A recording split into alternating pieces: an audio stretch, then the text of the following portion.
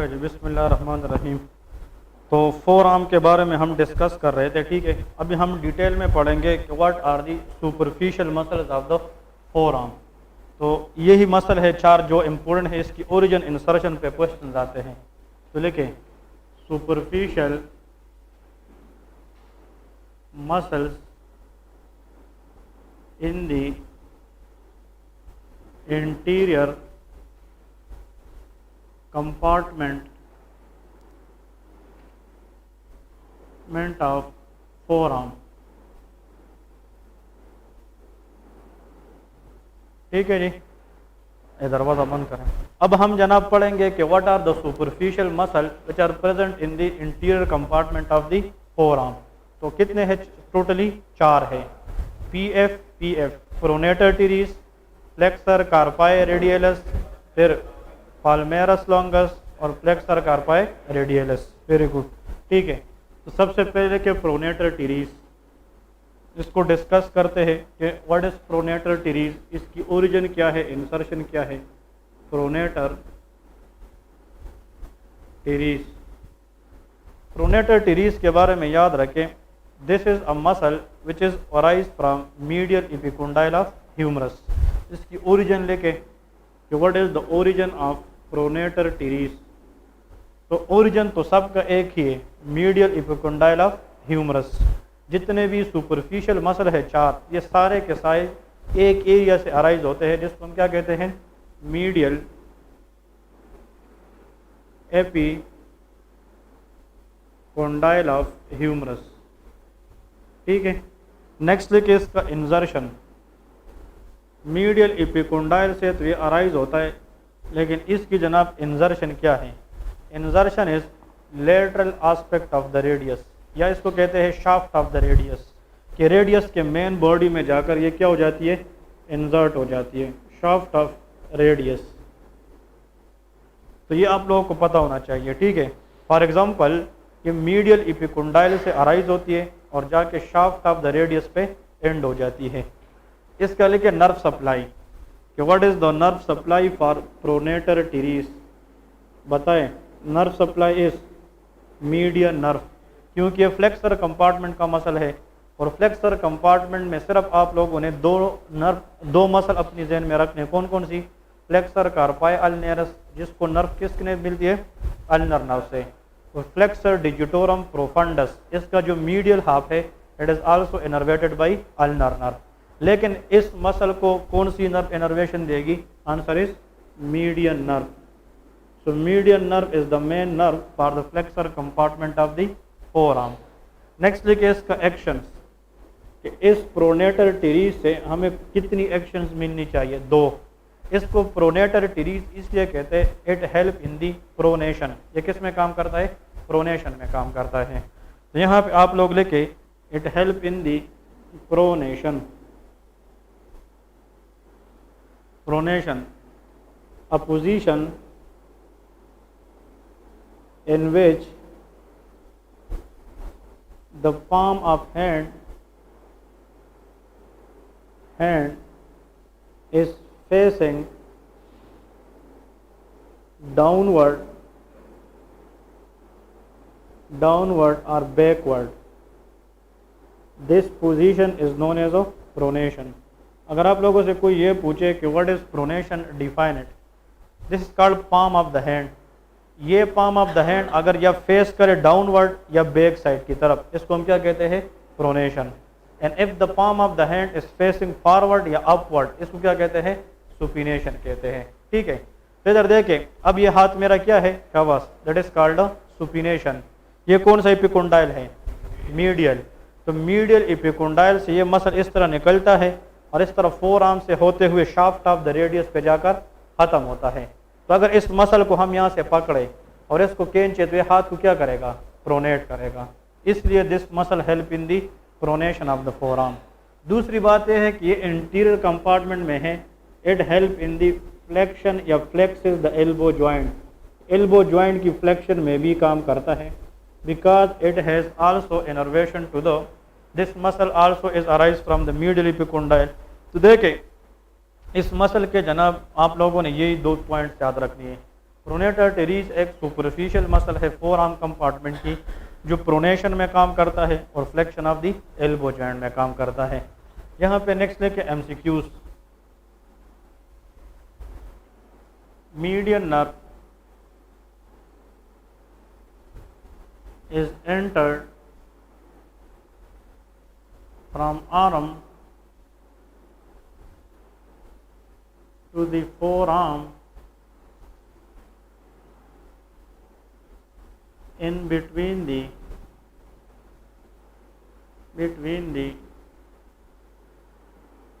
two heads of dash। Answer is, कहते हैं कि जब मीडियन नर्व आर्म से फोर आर्म में एंटर करती है तो वो किस मसल के दो हेड से गुजरती है? Pronator teres. ठीक है, तो प्रोनेटर टीरीज का एक एमसीक्यूज ये है कि दिस इज अ मसल। अगर हमने आर्म और फोर आर्म के दरमियान मीडियन नर्व को देखना है तो हम किस चीज़ की हेड को मालूम करेंगे? Pronator teres. और उन दो हेड के दरमियान आर्म से फोर आर्म में आने वाला नर्व कौन सी होती है? मीडियन नर्व होती है। तो प्रोनेटर टीरीज डैमेज की वजह से कौन सी नर्व डैमेज हो सकती है? मीडियन नर्व, क्योंकि ये नर्व इन मसल से होके आर्म से कहाँ पे आ जाती है? फोर आर्म में आ जाती है। Next, the muscle form the medial border of cubital fossa. वो मसल जो क्यूबाइटल फोसा की मीडियल बॉर्डर बनाए। Answer is again pronator teres. ठीक है, ये आप लोग इसलिए बार बार बता रहा हूँ कि दीज आर द क्वेश्चन, और आप लोग उसको जितना बार बार लिखेंगे और रिवाइज करेंगे it will help you in the exam. तो प्रोनेटर टीरीज के बारे में यही पॉइंट्स आप लोगों ने याद रखने हैं कि प्रोनेटर टीरीज एक सुपरफिशियल मसल है interior compartment of the arm की। दूसरी बात है कि प्रोनेटर टीरीज ये मीडियल इपिकोंडाइल से स्टार्ट होता है, शाफ्ट ऑफ द रेडियस पे ख़त्म हो जाता है। इस मसल की वजह से इसकी दो हेड के दरमियान से कौन सी नर्व आकर एंटर कर देती है? Median nerve. और ये मसल क्यूबाइटल फोसा की किस बॉर्डर को बनाती है? मीडियल बॉर्डर को। और ये muscle pronation of the forearm as well as flexion in the elbow joint, इन दोनों में काम करती है।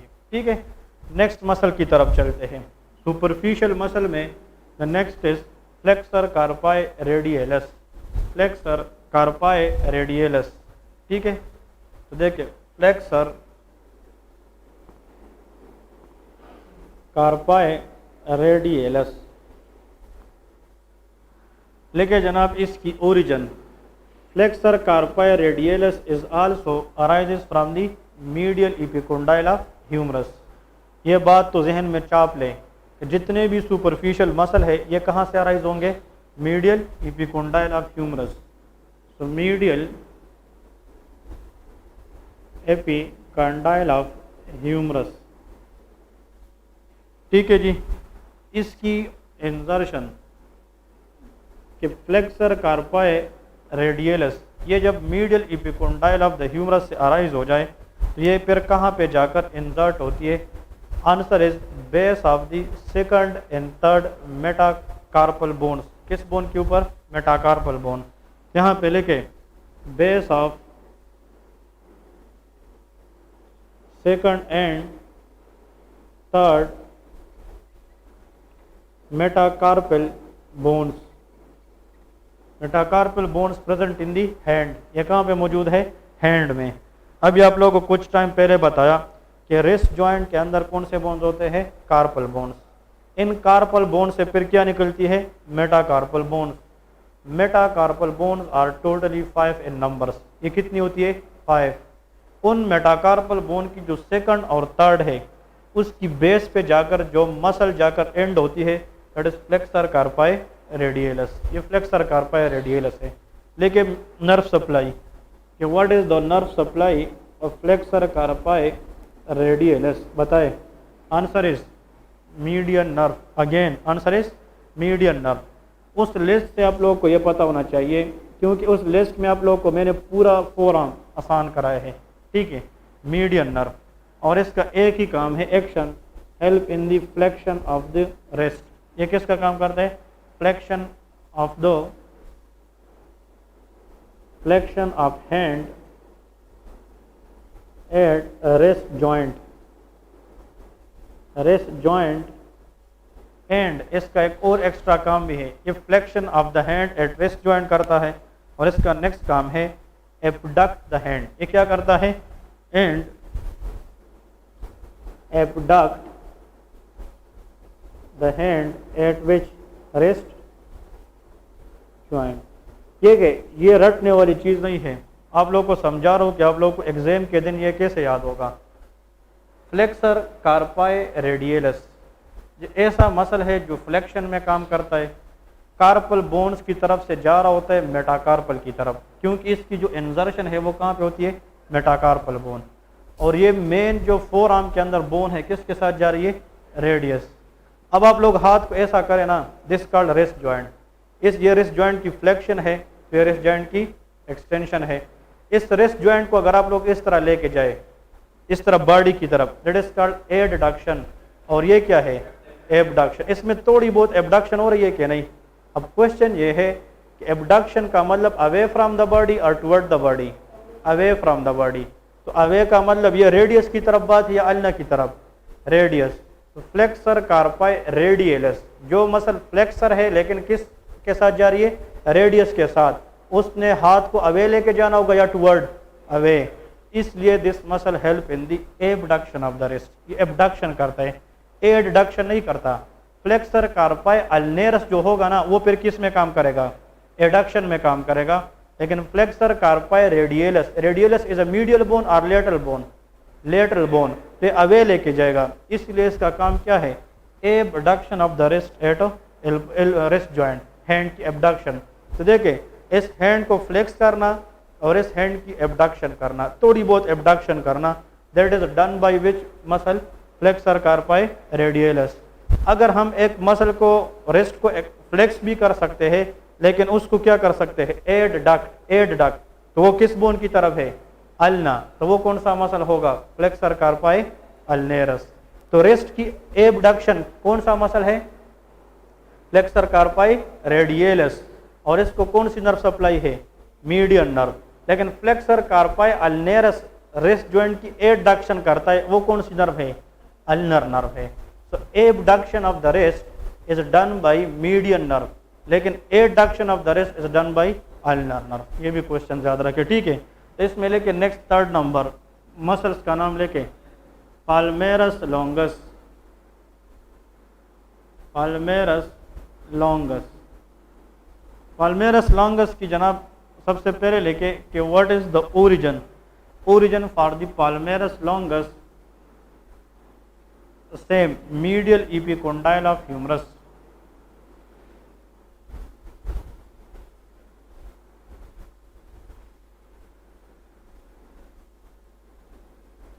मीडियल एपिकोंडाइल ऑफ ह्यूमरस, इसकी इंजर्शन अगर हम देखें, इंजर्शन पाल्मर एपोन्यूरोसिस, ठीक है। ये हैंड के अंदर हम पढ़ेंगे स्ट्रक्चर को, पाल्मर एपोन्यूरोसिस। लेकिन this is the only muscle in the forearm which have no bony insertion, इसकी बोनी इंजर्शन नहीं है। Majority of the muscle they are inserted on the bone, लेकिन ये बोन की बजाय एपोन्यूरोसिस के ऊपर जाकर क्या हो जाती है, इंजर्ट हो जाती है। फिर इसके लिए जनाब nerve supply, yes this is the muscle.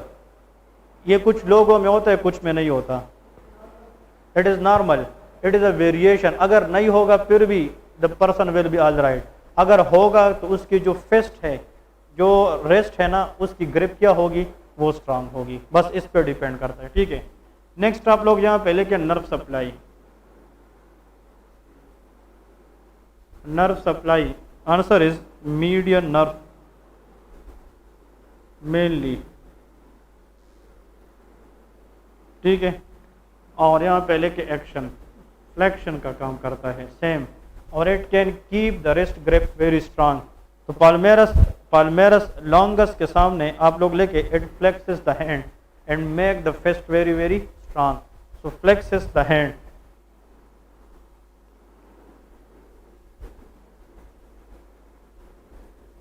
अगर आप लोग फिर बाद में बुक उठाकर पढ़ेंगे ना, या आप लोग अगर बुक से पढ़ना चाहेंगे तो पाल्मेरस लॉन्गस को जब आप बुक में देखते हैं तो बुक वालों ने इसमें क्या लिखा है कि देखें, अगर हम यहाँ से ये पढ़ना चाहें ना, ये 3rd नंबर मसल, ये कौन सा है, ये पाल्मेरस लॉन्गस है ना, नीचे क्या लिखा है, ये एब्सेंट होता है बहुत से लोगों में। मतलब this is the only muscle in the forearm that is ऑफनली absent in some people, but कुछ लोगों में ये पाया जाता है। और जिन लोगों में पाल्मेरस लॉन्गस होगा तो इसकी ओरिजिन मीडियल एपिकोंडाइल से होगी और इसकी इंसर्शन पाल्मर एपोन्यूरोसिस पे होगी। लेकिन ये वाहिद मसल है जिसकी इंसर्शन बोन पे नहीं होती, ये पॉइंट याद रखें। और काम उसका वही फ्लेक्शन का है। नेक्स्ट आखिरी लेके flexor carpi ulnaris, next one 4th number flexor carpi ulnaris. तो यहां पे लेके जनाब origin flexor carpi ulnaris arises from the medial epicondyle of humerus. Medial epicondyles of humerus। इसके लिए जनाब इंजर्शन base of the 5th metacarpal bone, ये आखिरी की तरफ जा रही है, मतलब ये कि अल्ना की तरफ जा रही आखिरी मेटाकार्पल बोन इसकी बेस पे जाकर एंड हो जाती है।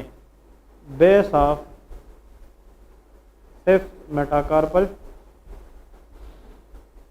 बोन्स, ठीक है।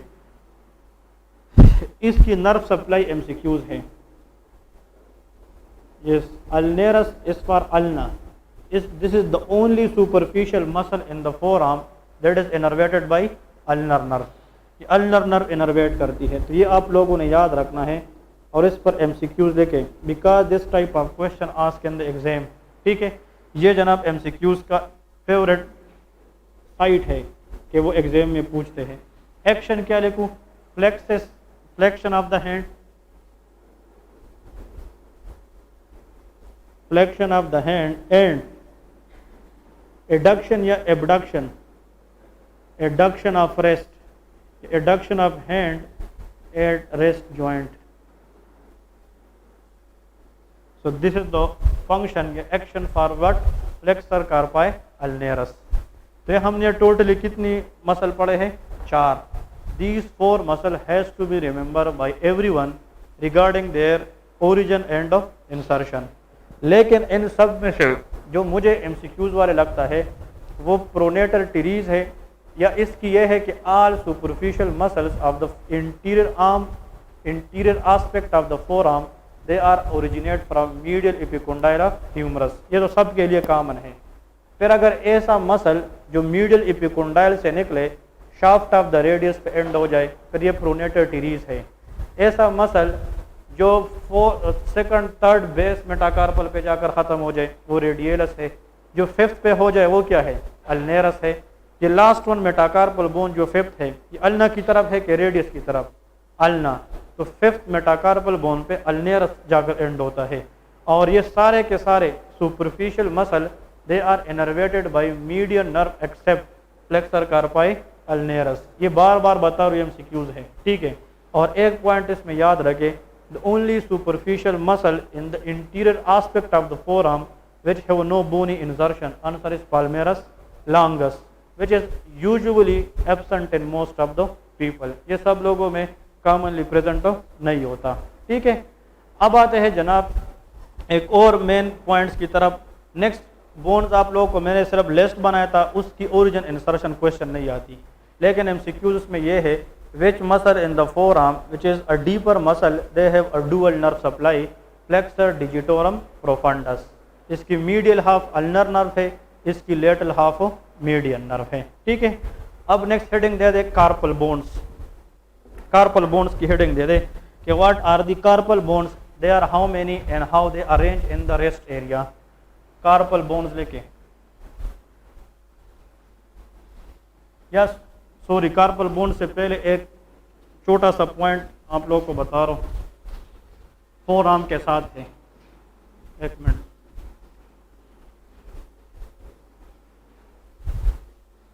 इधर लेके मसल्स छोटा सा टॉपिक है, मसल्स फॉर प्रोनेशन,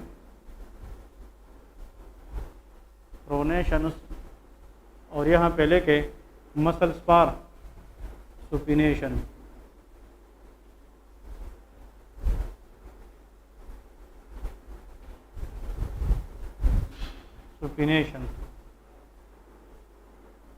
ठीक है। अगर आप लोगों से कोई ये पूछे कि फोर आर्म की प्रोनेटर कौन से है और इसकी सुपिनेटर कौन से है, तो वो मसल जो प्रोनेशन में काम करते forearm, they are two, pronator teres अभी बताया है ना, और एक है प्रोनेटर क्वाड्रेटस, प्रोनेटर क्वाड्रेटस। ये दोनों मसल्स, शाबाश, ये दोनों muscle interior aspect of the forearm में होते हैं। लेकिन इनमें से जो सबसे पहला वाला मसल है इट इज़ सुपरफिशियल मसल, और आखिर वाला क्या है, डीप मसल है। इस तरह है ना, this is the superficial muscle of the four arm, this is the deep muscle of the four arm. This is innervated by median nerve, this is also innervated by median nerve. So if someone cannot able to pronate the hand, think about which nerve damage, median nerve damage. So pronation जो है ना ये median nerve की वजह से होती है, क्योंकि both the muscles are innervated by median nerve. Clear है। नेक्स्ट आते हैं सुपिनेशन के लिए। आर्म के अंदर एक मसल हमने पढ़ा था that is called bicep brachii. Bicep brachii ये फ्लेक्शन भी करता है, लेकिन ये क्या है, स्ट्रांग सुपिनेशन भी करता है। अगर आप लोग आर्म के मसल जाकर पढ़े, उसमें मैंने लिखा है कि all muscles in the arm they help in the flexion but extra function of bicep is of supination. तो यहाँ पहले के बाइसेप ब्रेकियाई, बाइसेप ब्रेकियाई, और एक लेके सुपिनेटर मसल। सुपिनेशन के लिए एक मसल है जिसका अपना नाम क्या है, supinator muscle.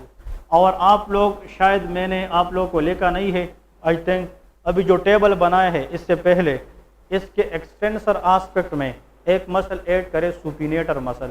Supinator muscle is present on the posterior aspect of the four arm. ये कहाँ पे होता है, posterior aspect of the four arm. अभी जो टेबल मैंने आप लोगों को बनाया इसकी हाँ जी 9 हो जाएंगे, उसके साथ 9 ऐड करे सुपिनेटर मसल। अगर आप लोगों से कोई ये पूछे कि सुपिनेटर मसल कहाँ पे है, it is present in the posterior aspect of the forearm, and this supinator muscle help in the supination of the forearm which is innervated by deep branch of the radial nerve. posterior aspect, आसान बात है यार, अभी हमने table बनाए हैं कि नहीं, तो आप लोग जो पोस्टीरियर कंपार्टमेंट है उसमें 8 मसल मैंने बताया है, उसके साथ 9 ऐड करें सुपिनेटर मसल। ठीक है सुपिनेटर बताया है, बस खत्म। मैंने सोचा कि शायद नहीं लिखा है मैंने, ठीक है, तो हमने अभी लिखा है ना, ये इसलिए कह रहा हूँ कि लोग पूछते हैं कि सुपिनेटर मसल कहाँ पे पाया जाता है। It is present in the exterior या posterior compartment of the forearm में, ठीक है, और it is mainly innervated by deep branch of the radial nerve. Bicep brachii is innervated by musculocutaneous nerve, क्योंकि ये तो अपर आर्म का है। तो देखिए मस्कुलोक्यूटेनियस और radial nerve they are combinedly help in the supination, but only median nerve help in the pronation. तो आप लोगों को at the end of forearm 2 pronator पता होना चाहिए और 2 सुपिनेटर पता होना चाहिए। अब लेके कार्पल बोन्स, और आप लोग ये भी सोच लेंगे कि सर इसके क्वेश्चन किस तरह आते हैं, ये तो 2 है क्वेश्चन, तो ABCD 4 ऑप्शन का होता है। वो कहते हैं which one of the following pair of muscle regarding supination are correct. तो इस तरह वो ए में देते हैं बाइसेप कामा ब्रेकियोरेडियलिस, इस तरह 2 देते हैं, तो आप लोगों को पेयर्स आनी चाहिए, ठीक है। लेकिन these bones help in the formation of which joint, wrist joint. Carpal bones are how many, anyone? वो तो मेटाकार्पल है, 8। They are 8 on each side, मतलब लेफ्ट साइड पे भी और राइट साइड पे भी।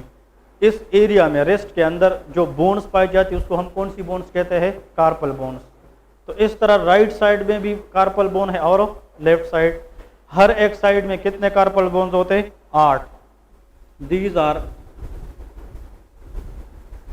8 in number on each side या both side, on each side, and arrange in how many rows? Arrange in 2 rows. इससे भी ज़रूर एक क्वेश्चन आता है, ठीक है। अरेंज इन हाउ मेनी रोज?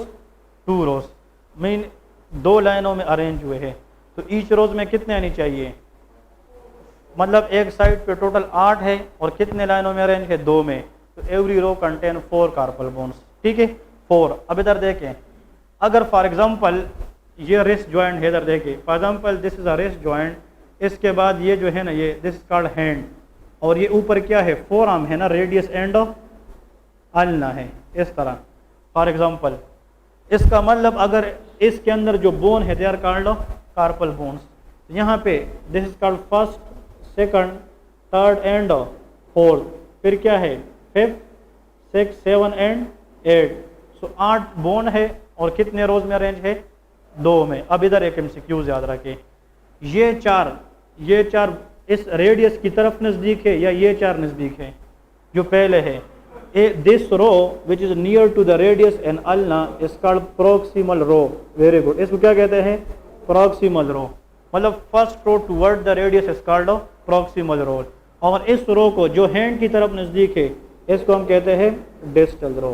तो ये एक एमसीक्यू पॉइंट ये है कि द रो या the bone which is arrange in the line near to the radius is called proximal row, और जो बाद में है उसको क्या कहते हैं? डिस्टल रो कहते हैं। अब क्वेश्चन जो आता है वो ये है कि इन रोज के अंदर जो बोन की अरेंजमेंट है उसका नाम बताए कि कौन से बोन्स किस रो के अंदर क्या है? अरेंज है। अब उसकी तरफ आते हैं, लेकिन एक और एमसीक्यूज याद रखें कि हम अगर एक बंदा जाए, इधर आ जाए, इधर देखें, थैंक यू यार, देखिए ये कौन सा जॉइंट है? Rest joint. तो यहाँ पे 1 से लेके 4 तक इस तरह बोन है, और फिर 5 से लेके 8 तक इस तरह बोन है, इस तरह है ना। तो ये रो जो है ना, ये जो इस साइड पे, ये कौन सा है? प्रॉक्सिमल, और ये डिस्टल है। अब अगर हम इस बोन्स को काउंट करें यहाँ से लेके यहाँ तक, तो ये हम रेडियस की साइड से किसकी तरफ जा रहे हैं? अल्ना। इसको कहते हैं रेडियल टू अल्नर काउंट, ठीक है। यह पेपर में आता है कि अगर हम बोन को कहाँ से कहाँ काउंट करें? अल्ना से रेडियस की साइड, उसको हम कहते हैं अल्नर टू रेडियल साइड। लेकिन अब जो मैं अरेंजमेंट बता रहा हूँ, ये हम रेडियस से काउंट करेंगे, किसकी तरफ जाएंगे? अल्ना की तरफ जाएंगे। तो लेके अगर हम इनको काउंट करें radial to ulna, radial to ulnar count, बात समझ आ गई क्या नहीं? कि मतलब हम यहाँ से स्टार्ट करेंगे, नीचे की तरफ आएंगे। तो फर्स्ट रो में जो सबसे पहला बोन पड़ा है दैट इज कॉल्ड स्केफाइड, इसको हम क्या कहते हैं? Scaphoid bone. इधर देखिए, इस फर्स्ट रो में रेडियस साइड से कौन सा बोन पहले पड़ा है? स्केफाइड बोन, ठीक है, scaphoid bone. Scaphoid is a bone present in which row? Proximal row, from which side? Radial side. Clear है? ये स्केफाइड है। दूसरी बात, इसके बाद एक बोन आता है, उस बोन को जो हम देखते हैं वो हमें इस तरह नजर आता है। इधर देखिए, वो बोन हमें इस तरह नजर आता है स्केफाइड के बाद।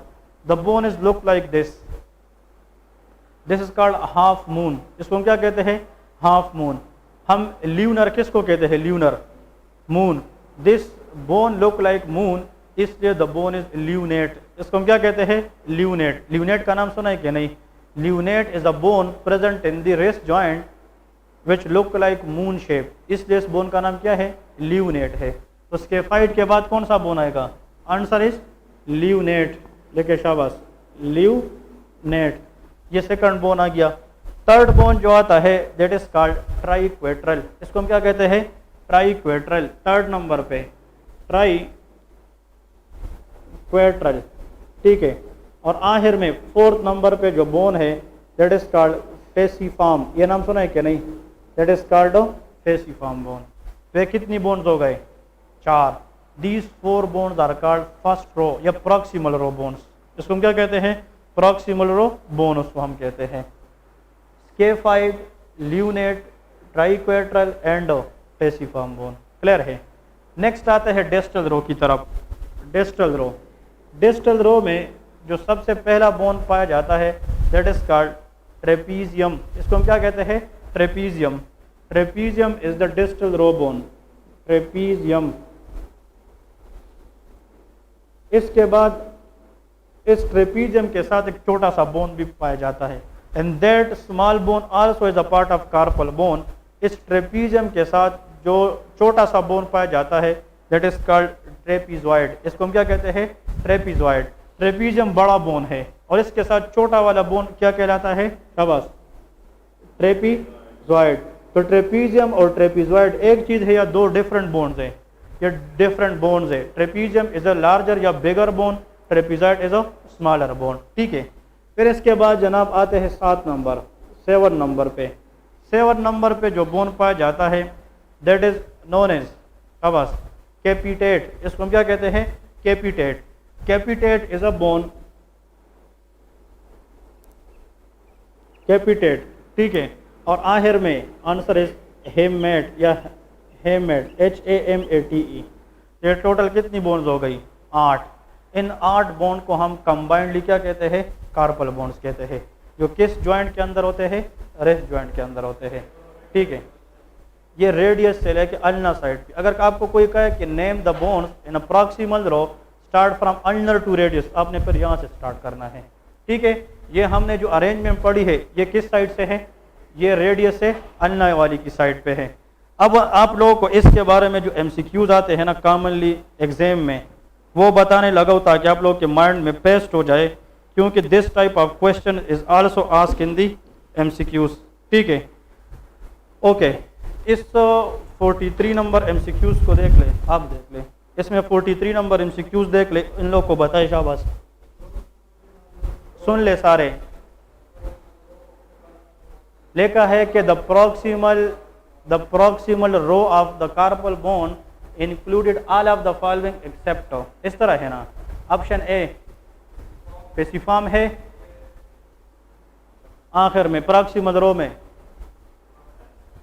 इधर इधर इधर देखिए, पेसिफॉर्म ये है ना 4 नंबर। ओके, नेक्स्ट क्या है? कैपिटेट है इसमें, प्रॉक्सिमल में, यही आंसर है। फिर क्या है? ल्यूनेट है, फिर ट्राइक्वेट्रल है, फिर स्केफॉइड भी है। Answer is कैपिटेट। तो आप लोगों को बस अरेंजमेंट आनी चाहिए कि किस रो में कौन से बोन है, और ये जरूर एक क्वेश्चन आता है एग्जाम में कि all of the following bones are arrange in proximal row except, या all of the bones are arrange in distal row except. तो आप लोगों को ये अरेंजमेंट आनी चाहिए। And this is the arrangement from which side to which side? Radial to ulnar side. ठीक है, इसका निम्यूनिक आ रहा है किसी को कि नहीं? बताया ना यार, वाह जी, ठीक है ना। क्या बताया इसने? ये बताएगा। हाँ बताया इसने, क्या बोला है? सुना नहीं है? आपको इसका नमूने का है, इसको याद करने का तरीका क्या है? आप एग्जाम में बैठे, फॉर एग्जाम्पल नींद भी आपको आई है अच्छी खासी, और भाई एग्जाम में एक MCQ से आ गया और आपका दिमाग वहाँ पे काम नहीं कर रहा, तो आप क्या सोचोगे कि छोड़ दे, रहने दे?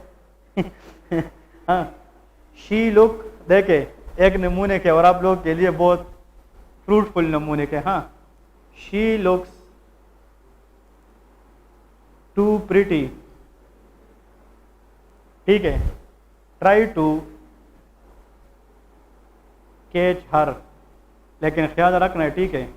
हाँ ना, she looks too pretty, try to catch her. इसकी समझ आ गई कि नहीं? अब याद रहेगा। तो देखे, शी स्टैंड फॉर, बताए, स्केफॉइड, एल मीन ल्यूनेट, ट्राइक्वेट्रल और पेसिफॉर्म। पेसिफॉर्म ये 4 बोन्स है जो किस रो में अरेंज है? प्रॉक्सिमल रो में। ठीक है, और this T mean trapezium, T mean trapezoid, C mean capitate और H mean hamate, and these are the 4 bone which are arrange in the distal row. Clear है? ये प्रॉक्सिमल रो के bones है और ये क्या है? डिस्टल रो के। अगर किसी को प्रॉक्सिमल रो के बोन आ गए तो बस इसके अलावा जो भी होगा वो किसके अंदर आएगा? डिस्टल के अंदर आएगा। तो मेरे ख्याल में सिर्फ आप लोगों को स्केफॉइड, ल्यूनेट, ट्राइक्वेट्रल और पेसिफॉर्म, ये 4 याद रखें। इसके अलावा जो भी बोन होगा वो किसके अंदर होगा? डिस्टल रो में होगा। क्लियर है? तो ये आप लोगों को पता हो। एक MCQs यहाँ से बिल्कुल फिट MCQs है, बहुत आसान है, एक ही लाइन में देख के आप लोगों को पता चल जाएगा।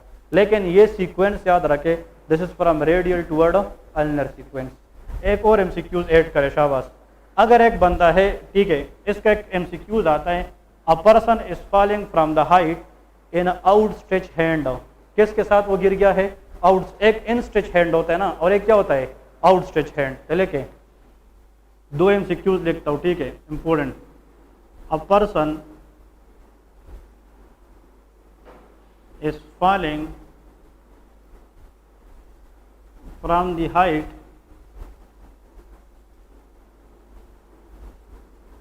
in outstretched hand,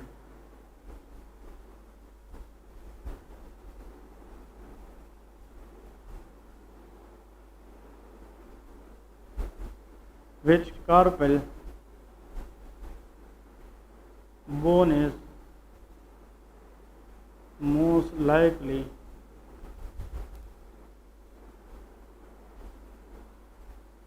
to be damaged, damage नहीं, टू बी फ्रैक्चर, क्योंकि बोन के अंदर क्या होती है? फ्रैक्चर्स होती है, ठीक है। यार आप लोग खुद सोचे, अगर कोई बंदा गिर जाता है ना, तो वो हाथ को इस तरह रखता है या इस तरह आउट स्ट्रेच रखता है बचाने के लिए ना। और जब हम हाथ को इधर देखें, जब हम हाथ को इस तरह रखते हैं ना, तो हमारी पूरी बॉडी की जो वेट है वो किस बोन पे आ जाती है? कार्पल बोन पे, इस पे आ जाती है ना, रेस्ट पे। और कार्पल बोन के ऊपर पहला प्रेशर उस पे ज्यादा जाएगा जो रेडियस को ज्यादा नजदीक है, तो प्रॉक्सिमल रो हो गया डिस्टल। प्रॉक्सिमल, प्रॉक्सिमल रो वो है जो किस बोन की तरफ है? रेडियस। और प्रॉक्सिमल बोन में फिर उस बोन पे ज्यादा जोर जाएगी जो सबसे पहला है, that is called scaphoid. The most commonly fractured bone in outstretch hand person in carpal bone, answer is scaphoid bone. ये बहुत कॉमन एमसीक्यूज है।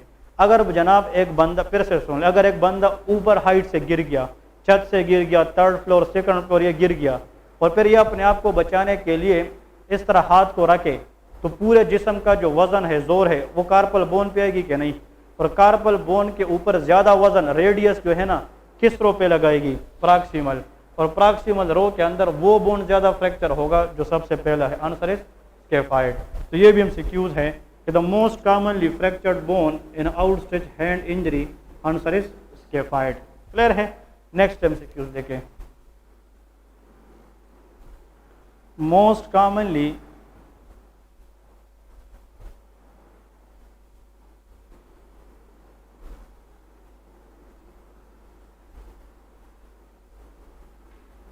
dislocated bone in the wrist joint। Anyway या बस देखें, ये बोन तो आपस में एक दूसरे के साथ क्या है? जुड़े हुए है ना। And bone to bone connection is called joint, ठीक है। देखिए, अगर दो बातें याद रखें, अगर फॉर एग्जांपल बोन और बोन ये आपस में स्ट्रक्चर के जरिए आपस में क्या है? अटैच है, वो लिगामेंट से। लेकिन ये लिगामेंट जो बोन को बोन से मिलाता है, उससे क्या बन जाता है? ज्वाइंट बन जाता है, जोड़।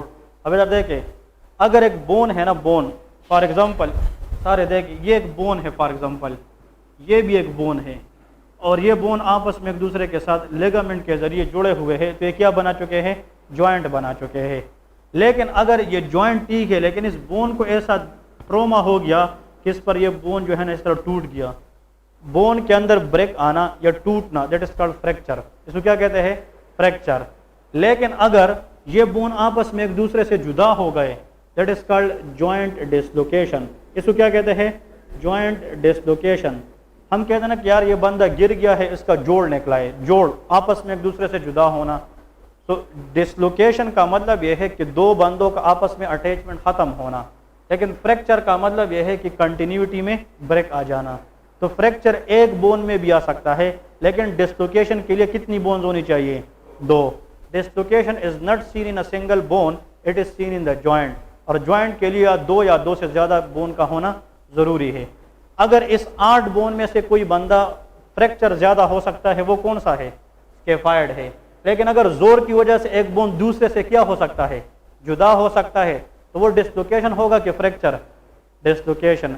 The weak bone out of these all which is commonly dislocate, answer is lunate. वो कौन सा है? ल्यूनेट। मतलब टूट सकता है, फ्रैक्चर हो सकता है किस में ज्यादा? स्केफॉइड में। लेकिन दूसरे से जुदा ज्यादा कौन सा हो सकता है? ल्यूनेट। तो भाई एमसीक्यूज में जहन लगा कर पढ़ो, अगर वो ये कहे कि आउटस्ट्रेच हैंड में बंदा गिर गया है, मोस्ट कॉमनली फ्रैक्चर्ड बोन कौन सा है? Answer is scaphoid. और अगर ये कि बंदा गिर गया है, बोन में फ्रैक्चर नहीं है लेकिन बोनों के आपस में कनेक्शन क्या है, वो खत्म हुआ है, तो मोस्ट कॉमनली डिस्लोकेट कौन सा होगा? ल्यूनेट है। याद रखें, इसका जनाब जो एमसीक्यूज है या जो आंसर है दैट इज कॉल्ड ल्यूनेट। ये क्या है? ल्यूनेट बोन है। क्लियर है? Okay, next MCQs. मतलब ये इधर भी अटैच है, इधर भी, लेकिन इस ये निकल जाता है, ये मिसप्लेस हो जाता है, ये अपनी एनाटॉमिकल प्लेस को खो जाता है, कहीं और निकल जाता है, तो यहाँ पे स्वेलिंग या बम्स हमें फिर मिलता है। जी, ये आपस में जोड़े होते हैं और इसकी कनेक्शन रेडियस अल्ना के साथ भी होती है। वो मैं बता दो, आर्टिकुलेशन सरफेस उसको कहते हैं, लेकिन वो नेक्स्ट क्लास। लेकिन ज्यादा कौन निकल सकता है? ल्यूनेट। कैसे याद करोगे? Because it start from which word? L. L mean it is loose bone. ये लूज बोन है, ये डिस्लोकेट होता है। ये याद रखे। एनाटॉमी इस तरह याद होती है, आप लोग कोई चीज जहन में रखे ताकि एग्जाम के दिन याद हो जाए। That is the most common. L mean loose bone, तो it is most commonly dislocated bone. ठीक है, और जो लूज होगा वो डिस्लोकेट ज्यादा होगा। Next MCQs.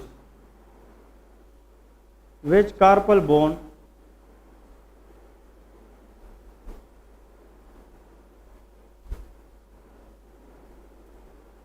First to develop?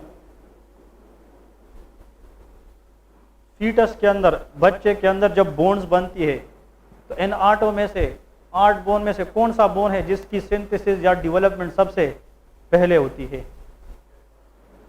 Scaphoid. और शाबाश, एक तो ये याद रखिए, these bones are not arrange according to development.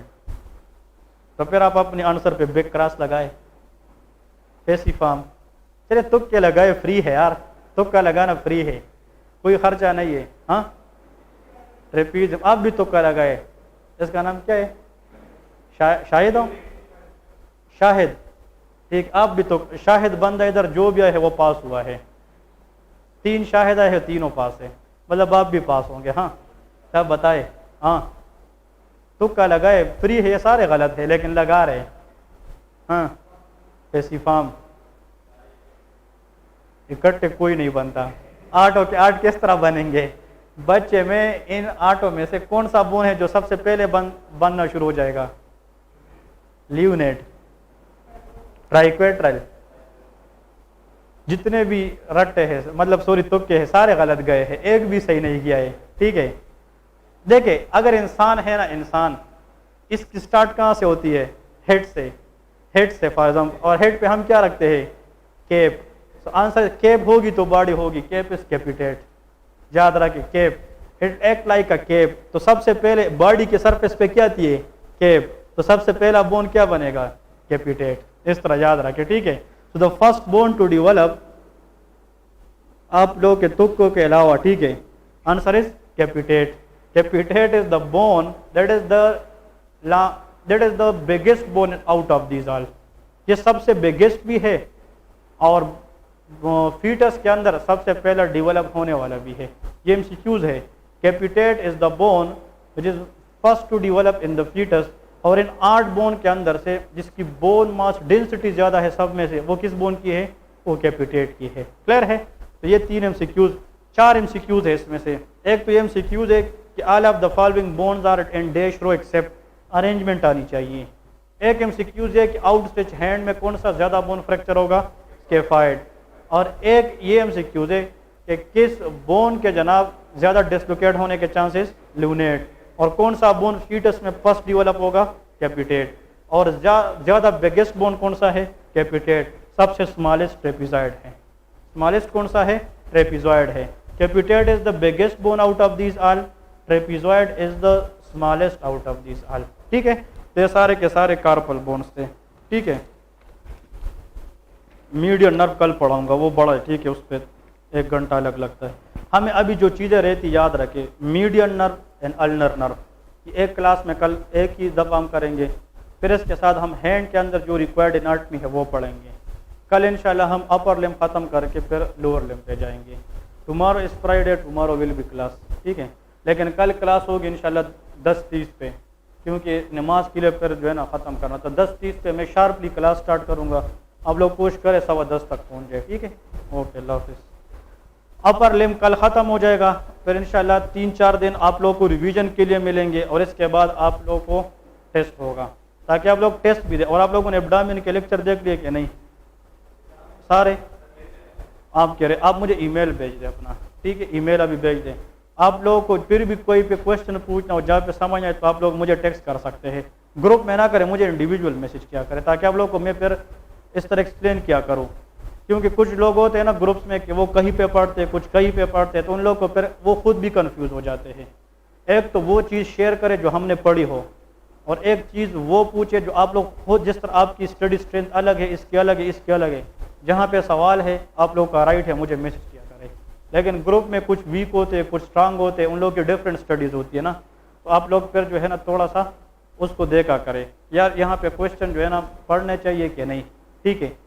देखें आप लोग जो है ना, आप लोग एक ट्रिक बता रहा हूँ ना, ये ट्रिक आप लोगों ने याद रखना है कि फॉर एग्जांपल इसको क्या कहते हैं, SQ3R। SQ3R का मतलब ये होता है ना, आप जब नोट्स पढ़ते हैं, नोट्स, या फॉर एग्जांपल ये बुक है, ये ज़िंदगी में याद रखें, काम आएगी, 2 मिनट सुन ले। ये बुक है, आप पढ़ते हैं, फॉर एग्जांपल आपने सोचा कि मैंने आज अपर लिम पढ़ना है, वैसे एक एग्जांपल दे रहा हूँ ना, अपर लिम पढ़ना है। अपर लिम को पहले जल्दी जल्दी एक लुक में स्टडी करें। S स्टैंड फॉर स्टडी या S स्टैंड फॉर सर्वे। इसको क्या कहते हैं, सर्वे, कि जो चीज़ आपने करनी है उसको सर्वे करें, इसके अंदर है क्या चीज़। ये नहीं कि एक टॉपिक उसमें घुस, नहीं, ये सर्वे पता है कितनी मिनट का होना चाहिए, 4 से 5 मिनट में आप अपना सर्वे ख़त्म करें। मतलब अपर लिम में मैंने सिर्फ ये देखना है, इसमें एक्सिलरी आर्टरी मैंने पढ़नी होगी, एक्सिलरी नर्व, मतलब मोटी मोटी हेडिंग देके कि इसके अंदर मैंने है करना क्या है, इसको क्या कहते हैं, सर्वे। ये ज़िंदगी में याद रखे, काम आएगी। फिर इसके बाद जनाब आप लोगों ने जाकर, क्यों डॉक्टर नजीब का लेक्चर तो आप लोगों ने लिए है ना, इसकी मैंने लाइव क्लास ली है, तो लाइव क्लास में ये सर से मैंने सीखा है, ठीक है ना। हम लाहौर होते तो हम हर दूसरे दिन बाद डॉक्टर नजीब के साथ लंच भी करते थे और लाइव क्लास भी लेते थे, ठीक है ना। तो याद रखें, इस वो कहते हैं कि पहले आप चीज़ का क्या करें, सर्वे करें। वो लेजेंड है भाई। सर्वे का मतलब जो चीज़ आप पढ़ते हैं उसको पहले कि इसके अंदर मोटी मोटी चीज़ें क्या है। ये सर्वे कितने मिनट का होना चाहिए, 4 से 5, और अच्छे स्टूडेंट के लिए 3 से 4, जितना कम हो उतना आसान। फिर आ जाए जनाब क्यू पे। Q stand for questions. उस चैप्टर के एंड वाले क्वेश्चन एक दफ़ा रीड करें, यार इस के एंड में मुझे किताब वाले क्या पूछेंगे, उसमें शायद लिखा हो कि व्हाट इज एक्सिलरी नर्व, ताकि आपको उससे ये अंदाज़ा हो जाए कि मैंने सर्वे के दौरान जो चीज़ सीखी है, कौन कौन सी एरियाज है जिस पे मैंने फिर ज़्यादा काम करना है। क्योंकि क्वेश्चन से आपको अंदाज़ा चल गया कि भाई जो बुक ने क्वेश्चन किया है वो मुझे एग्जामिनर भी कर सकता है, इस तरह है कि नहीं। तो पहले आपने क्या किया, चैप्टर का सर्वे। फिर आपने सर्वे के बाद चैप्टर ख़त्म करके 2-3 मिनट में आखिर में उसके क्या देख लिए, क्वेश्चन रीडिंग। क्लियर है। इस 3R का मतलब कितने आर्स हैं, 3। फिर एक 3 का मतलब कितने आर्स हैं, 3। पहले आर का मतलब क्या है, आप क्या स्टार्ट करें, रीडिंग स्टार्ट करें, उस चैप्टर का रीडिंग स्टार्ट करें। लेकिन फिर भी मोटी मोटी चीज़ें पहले आपने हेडिंग देखे है, अभी हेडिंग के बाद आप पैराग्राफ थोड़ी मोटी मोटी देख लें। फिर इसके बाद आप लोगों ने कभी देखा है बुक में कुछ चीज़ें उन लोगों ने बोल्ड लिखी होती है, मतलब पैराग्राफ ने इसके अंदर एक चीज़ उसने बोल्ड किया, वो बोल्ड आप लोग अंडरलाइन करें। बात समझ आ गई कि नहीं। The union of superior mesenteric vein with splenic vein is equal to portal vein. तो पोर्टल वेन उन लोगों ने क्या किया है, बोल्ड किया है। वो बोल्ड लेटर आपको रीडिंग में आनी चाहिए। रीडिंग आपने किया है, उस रीडिंग को दोबारा क्या करें, रिपीट करें, थोड़ा सा अच्छा फिर से पढ़े। रीडिंग करके जब आप रिपीट करेंगे ना तो आपको थोड़ी बहुत याद हो जाएगी। लेकिन आखिरी आर जब तक ना होना, ये सारी इनकम्प्लीट है। That is called revision. Revision mean review. ये जब तक नहीं होगी ये यूजलेस है। Survey question in 3 hours।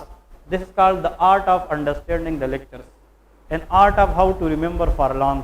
बात समझ आ गई कि नहीं। तो मेन चीज़ यही है। इंसान, आप लोगों को पता है memory card of the brain किसको कहते हैं, hippocampus. Very good, it is called memory card of the brain. इसके अंदर मेमोरी होती है। आप लोगों को पता है कि फॉर एग्जांपल देखिए एक बात सुने, ये स्टूडेंट्स के लिए बहुत इंपॉर्टेंट चीज़ है। मेमोरी, इधर देखिए मेमोरी क्या होता है, what is memory? Keeping everything in the brain to understand what we are see, what we are doing, what we are thinking, इन सबको हम क्या कहते हैं? मेमोरी कहते हैं। The ability of a brain to store something for long और for short time, क्योंकि शॉर्ट टाइम मेमोरी भी है और लॉन्ग टाइम मेमोरी भी है। अब इधर देखें, हम जब किसी चीज़ को देखते हैं ना, देखते हैं, देखकर उस चीज़ की अंडरस्टैंडिंग करना, जहन में लाना, that is called sensory memory. इसको क्या कहते हैं? Sensory memory. फिर अगर आप उस चीज़ को देखकर दूसरी तरफ चले, अभी आप कहाँ से आए हैं? अपनी हॉस्टल से आए हैं ना, रास्ता तय किया है, रास्ते में गाड़ियाँ आई थी कि नहीं, रास्ते में बहुत से दरख्त देखे कि नहीं, आप कभी अभी एक दरख्त बता सकते हैं कि कौन सी दरख्त किधर थी? Because you just see and gone, देख कर खत्म होना, that is called sensory memory, आई और उड़ गई। लेकिन अगर आप रास्ते में आ जाते हैं और कहीं पे किसी गाड़ी ने आपके सामने ब्रेक मारा है और आप बच गए, सारी गाड़ियाँ याद नहीं होगी लेकिन वो गाड़ी आपको याद होगी, क्योंकि वहां पे आपकी ब्रेन इस चीज पर मजबूर हो गई कि आपने उसको सोच दिया है, आपने उसको क्या दिया है? सोच दिया है कि यार इधर कुछ हो गया हाथ। फिर जब आप आएंगे दोस्तों को बताएंगे यार मैं बाल बाल बच गया आज। फिर ये कहे कहाँ पे? आप जगह भी बताएंगे, गाड़ी भी बताएंगे, शायद नंबर भी बताए कि इस नंबर की गाड़ी, क्योंकि आपने माइंड को फोकस किया। इसका मतलब ये है ना, जब तक माइंड फोकस ना होना आप कभी भी कोई चीज़ याद नहीं कर सकते। फिजिकल प्रेजेंट से बेटर है कि आप मेंटली प्रेजेंट हो, मेरा तो ये मतलब है। ये चीज़ मैं हर जगह पे लोगों को बताता हूँ, हर जगह पे लोगों को बताता हूँ। लास्ट बैच में भी पढ़ाया था, उससे पहले में भी, और जिसने इस पर अमल किया है वो कामयाब है। मैं खुद भी इस पर जा रहा हूँ। जो चीज़ आप मेंटली प्रिपेयरनेस से ना पढ़े ना, आप कभी कामयाब नहीं होते।